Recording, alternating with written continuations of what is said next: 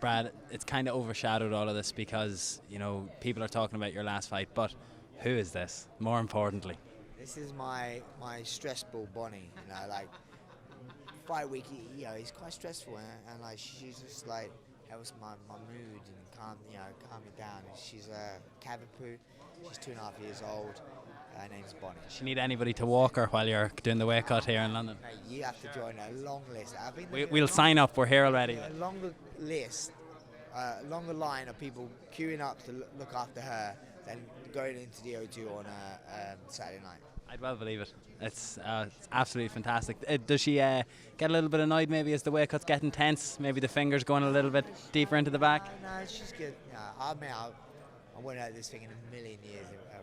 She's a very clever dog. She does really cool tricks, and she's very placid, and she follows me everywhere. She goes everywhere with me. Fantastic. Just a couple of quick things. It seemed when you had no opponent, Neil Seary threw his hat back into the ring. That would have been quite a story 3 years on from the exact opposite scenarios.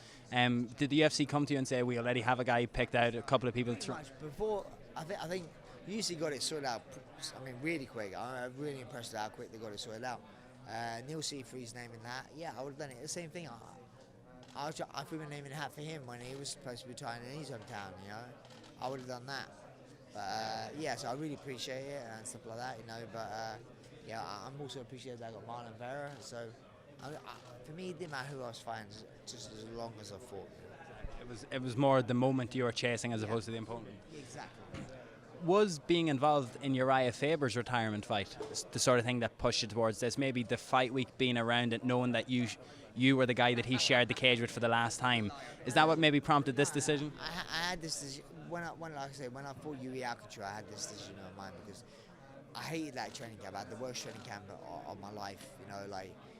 Fight got put back, so I was so away from the family for such a long time. It was really tough. So.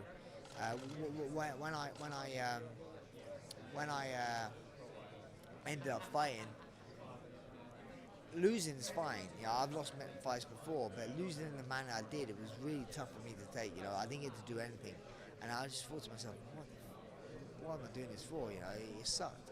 I'm missing my family doing this, and then this happens. I got beat within a minute or something. So it was really tough. So I even in my head then, I said, right, what I'm going to do, I'm going to retire when we go back to the O2 in March next year. And Uriah Faber thing was the opportunity I could have missed to fight again someone like Uriah Faber. So for me, that was like, cool. But it was already in my mind to do what I did. So win or lose against Uriah, you had already eyed this event as the pinnacle. And then just on that, it's very rare that we get to see fighters now go out on their own terms or to finish their story in the way that they wanted to or have the happy ending. But it seems like the odds are stacked up for you to get that fairy tale ending at the weekend. Yeah, mate, it wasn't by accident, because a real close and good friend of mine, Mike Brown, right? WC champion, absolute stud.